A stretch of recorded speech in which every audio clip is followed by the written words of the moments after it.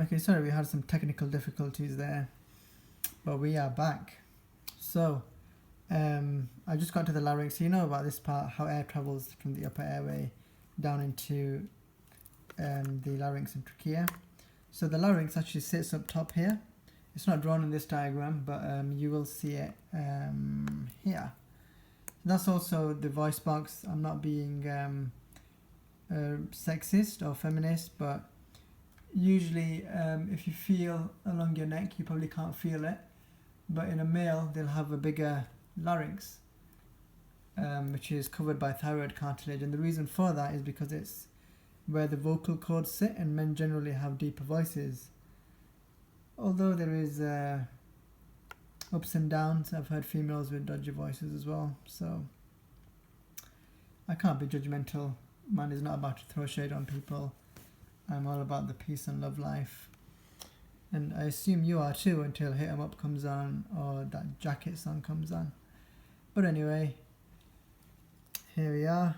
So we have the trachea comes down. I mentioned the carina and then the two main bronchi. And then you have these two. So it switches off into something called lobar bronchi. As you can see, these are supposed to be the lungs. And these are the lobes of the lung, okay? So the right one has 3 lobes, the left has 2. And these bigger areas, you can see one is here, and this one has 3 lobar bronchi. So they're supplying each lobe. This is important because sometimes you can have one lobe affected. So when you're looking at chest x-ray, you'll see that only one lobe is affected. And the reason that happens is if there's bacteria or whatever, inflammation, some kind of pathogens got in, and it affects one of the bigger airways of the lobar bronchi, you can affect one side, and the other side will be completely fine, or the other lobe will be completely fine. So it's interesting, useful to know at times of how we can be affected by stuff. And also we have this second blue layer here is known as the pleura, and that's just like an outer membrane for the lung. Okay, this bit in real life, this airspace here, doesn't exist. But between the lung and the pleura there's usually fluid known as pleural fluid.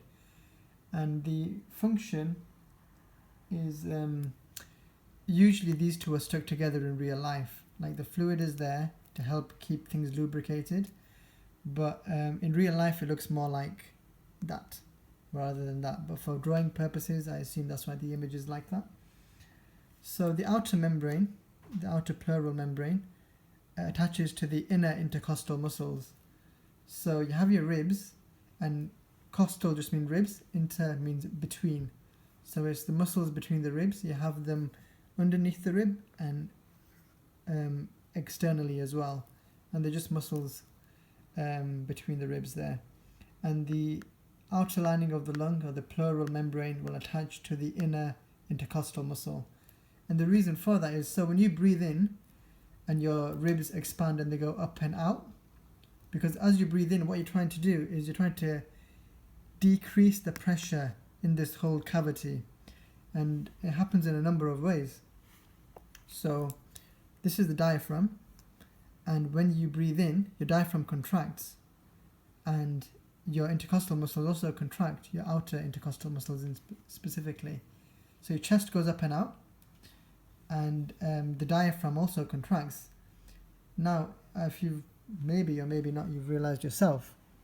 So if you concentrate on the way you're breathing right now, and you take a breath in, if you put your hand on your stomach, and then just take a normal breath, and you'll feel that your stomach moves with it. Now if you sit up and you try to keep your stomach tense, and take a deep breath only through using your chest muscles, or only through expanding your chest.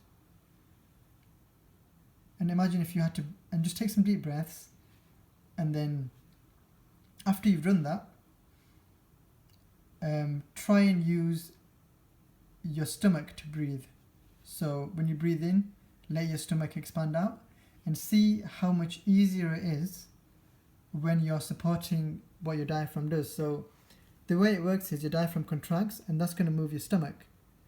So the proper way to breathe is in through your nose and let your stomach expand, and then that's the best way to take a deep breath.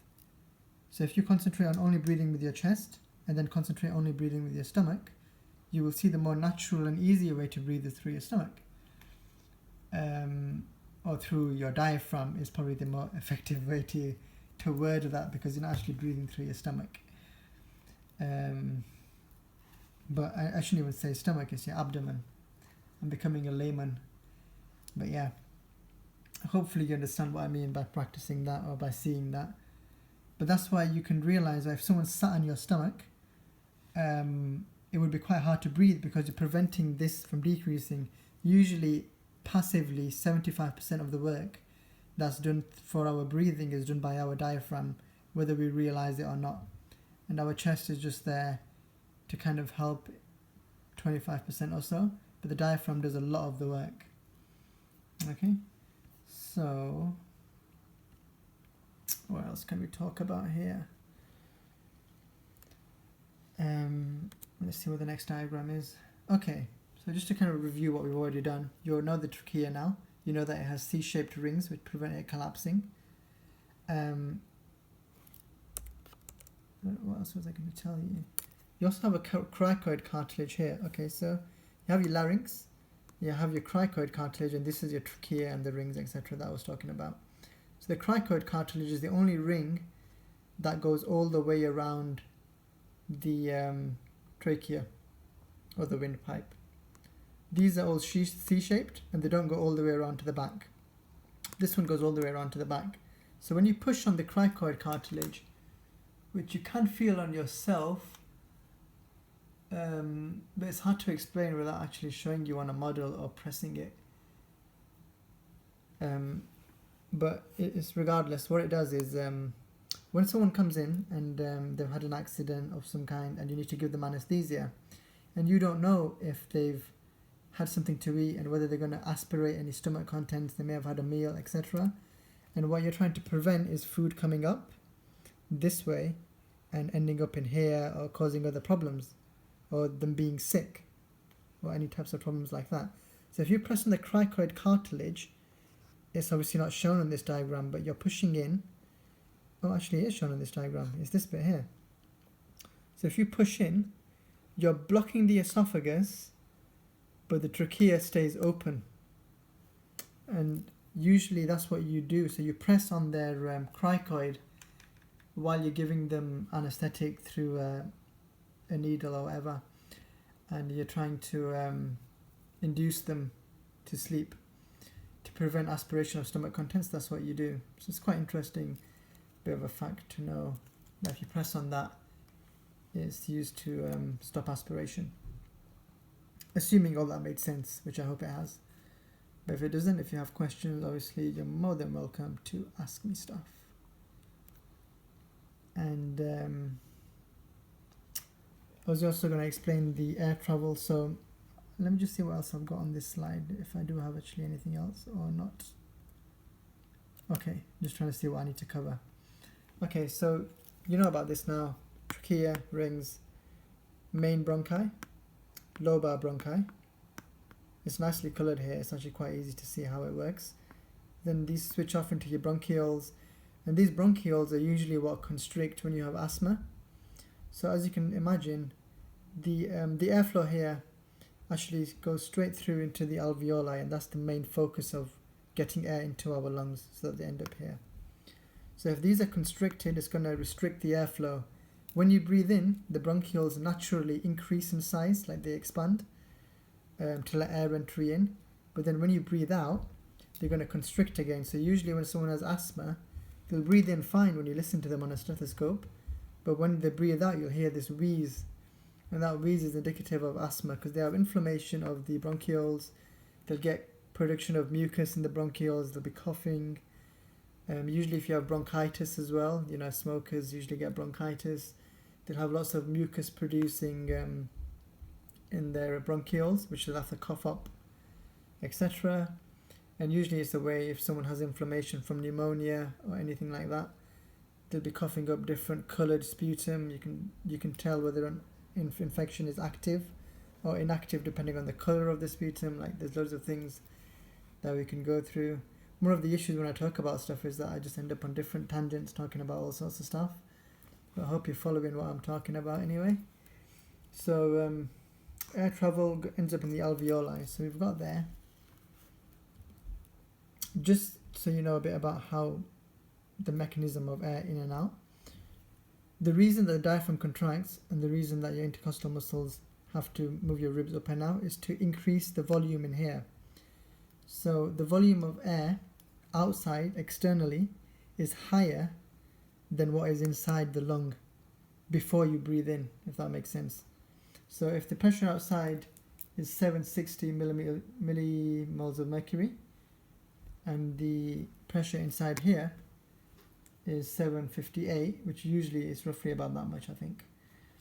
Air is going to move from an area of high concentration to low concentration. So it's going to move inwards. Air is going to be sucked in. And then when you breathe out, your diaphragm relaxes. So this is a state of expiration because the diaphragm's relaxed and the intercostal muscles are not contracting. So as you can imagine, if there's a certain number of air molecules in here, for example, say it's 10 molecules of air in here, when the diaphragm moves down, there's still going to be 10 molecules of air in here, but there's going to be a greater volume, so the pressure is going to be lower. But when you breathe out, the size is going to reduce because the diaphragm's moved in, and air is going to be pushed out because you've increased the pressure in here compared to the atmosphere. So air is actually moved out. It's a passive process, so you can relax and the air is moved out without us thinking. Okay? So that's the kind of way it works. And talk a little bit about the alveoli. So I think I may have